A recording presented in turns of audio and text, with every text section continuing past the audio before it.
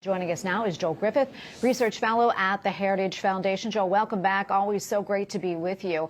As Owen just reported, President Biden said despite challenges, we are on the right track. Meanwhile, Treasury Secretary Janet Yellen said during a press conference today that there are some positive signs that suggest that inflation is likely to come down in the days ahead, but adding that we will have to wait and see. I want to get your thoughts on all of this.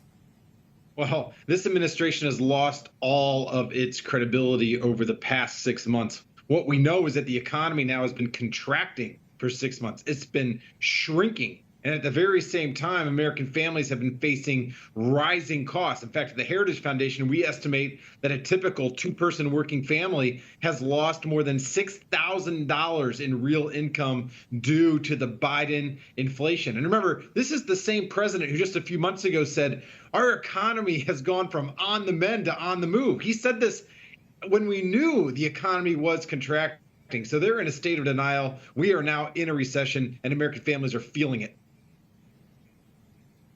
Yeah, and Joel, something else that Secretary Yellen said that I want to talk about, pretty interesting. She said that coming out of the pandemic has caused supply chain pressures, which are driving inflation. I want to get your reaction to that. And is that the driving force behind our inflation? Thank you for joining us.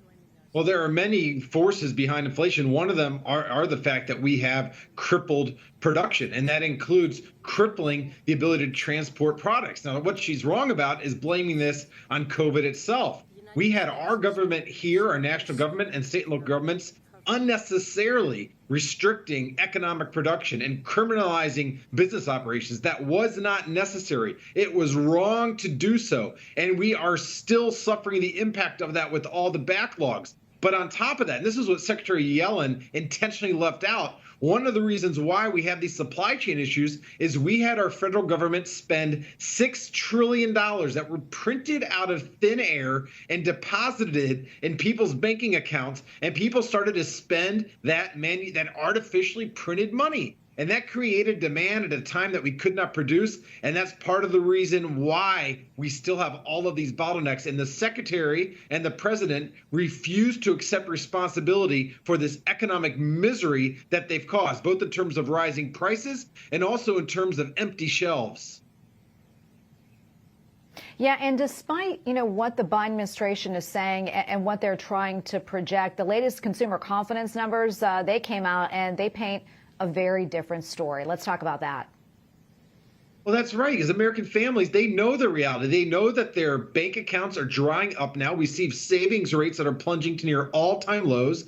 They know that their cost of living is increasing at a multiple of their wage increases, and they know that the data that are coming out from our Bureau of Labor Statistics saying that the cost of living has increased by 10% or so this past year, they know that that underestimates how bad things are. Because if you're a typical family and you're looking to sign a new lease on your apartment, your leases are going to run about 15% more this year compared to last year. And if you're a growing family that's looking to buy just a small home, you're realizing that your mortgage costs have increased by 60% over this past year. And if you're trying to get to work and you're just a working individual, you realize that your gas costs have doubled over the past year. So regardless of what this administration says, they can talk about how they think the economy is just fine, but American families know otherwise.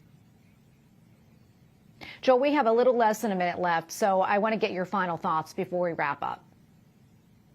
Well, look, we are in a big mess right now, and it's been caused by multiple factors. But shutting down the economy 2 years ago, that was a mistake. But then Congress doubled down on that, and they decided they would go ahead and spend $6 trillion that we don't have. And our central bank was complicit in that mistake by printing trillions upon trillions of dollars. The suffering that we see right now in terms of a contracting economy, surging prices, home prices that are out of control, asset bubbles across the board. This is a direct result of government ineptitude, and it is a real embarrassment that this administration cannot admit the mistakes that they made, and instead they're actually doubling down on that, proposing just this past week huge increases, tax increases on businesses, and they're trying also to implement parts of the Green New Deal. And sadly, Senator Manchin just agreed to this. That would drive up energy costs for years into the future. All right, Joel, we're going to leave it right there. And as I always say when we talk, hopefully next time when we have a discussion, we'll have better news. So I'll be praying for that. Thank you for your time, Joel. Thank you. Have a good night.